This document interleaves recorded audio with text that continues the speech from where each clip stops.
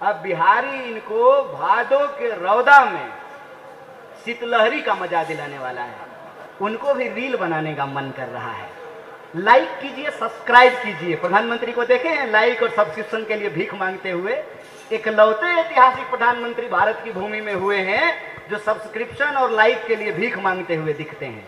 कितना आसान है, कितना आसान है। नरेंद्र मोदी जिंदाबाद कहने लगे, कैरियर बन जाएगा चकाचक। चोर ने नया नुस्खा अपनाया है।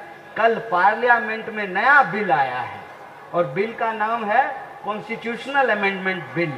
और इसमें ये कह रहे हैं कि किसी सीएम पे अगर मुकदमा हो गया तो 30 दिन के भीतर उसको पद से हटा देंगे। क्रोनोलॉजी समझे, देश के लोगों को क्रोनोलॉजी समझना चाहिए। पहले एमएलए चुराते थे, फिर वोट चोरी किया, उसके बाद सीएम चुराने का प्रबंध इन्होंने कर लिया है। मतलब एन केन प्रकारेण यह इस देश में लोकतंत्र में आम लोगों के पास जो जनता के पास चुनने का अधिकार है उसको ये छीन लेना चाहते हैं। लोकतंत्र को ये लाठी तंत्र बना देना चाहते हैं और हर बार ये नया हथकंडा लेकर के आते हैं। बिल्कुल ये चोर की मानसिकता होती है। एक बार पकड़ा जाएगा तो अगली बार चोरी करने की आदत नहीं छोड़ सकता। चोर चोरी से गया कि तुम्बा फेरी से गया, एक कहावत है। तो ये चोरी तो छोड़ नहीं सकते हैं क्योंकि ये इनकी फितरत है। तो ये ना तरीका नया ले आते हैं। पहले विरोधियों को पकड़ पकड़ करके जेल में डाला, फिर ईडी का रेड करवा करवा करके जो है एमएलए को डराया, फिर रिजॉर्ट घुमा करके एमएलए खरीदे, एमएलए खरीद करके चुनी हुई सरकार गिराई। जब इसमें भी ये विफल होने लगे, बिहार में सफल नहीं हुए, राजस्थान में सफल नहीं हुए, झारखंड में सफल नहीं हुए, तब इन्होंने वोट चोरी का कार्यक्रम किया। वोट चोरी के कार्यक्रम से भी इनको जितनी सफलता मिलनी चाहिए उतनी सफलता नहीं मिली। आप मुझे बताइए, अब की बार 400 पार का नारा क्यों दिया गया था? आया तो इनको 240। वो इसलिए दिया गया था कि वोट चोरी करके ये 400 तक पहुंच जाएंगे, लेकिन ये 400 तक नहीं पहुंच पाए। 2014 के बाद अमित शाह जी के शब्दों में एक क्रोनोलॉजी इस देश में देखने को मिलती है। पहले विरोधियों को डराया गया, धमकाया गया, झूठे मुकदमे करके जेलों में डाला गया। फिर जो एमएलए और एमपी थे, ईडी और सीडी और सीबीआई के दम पे उनको अपने साथ मिलाने की कोशिश की गई और रिजॉर्ट का खेल शुरू हुआ। ऑपरेशन लोटस के नाम पर चुने हुए विधायकों को खरीद करके इस रिजॉर्ट से ले उठाते थे, उस रिजॉर्ट में पहुंचाते थे। चुनी हुई सरकारों को गिराया गया।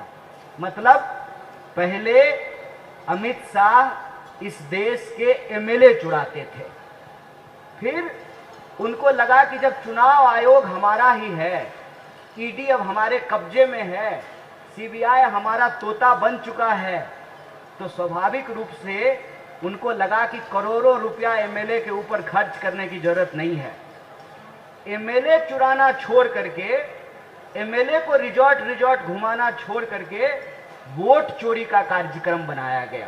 क्रोनोलॉजी समझिए, पहले एमएलए चुराते थे, फिर वोट चुराना शुरू किया और इन दोनों हथकंडों के बावजूद अब की बार 400 पार का नारा जब सफल नहीं हुआ तब वो एसआईआर लेकर के आए हैं।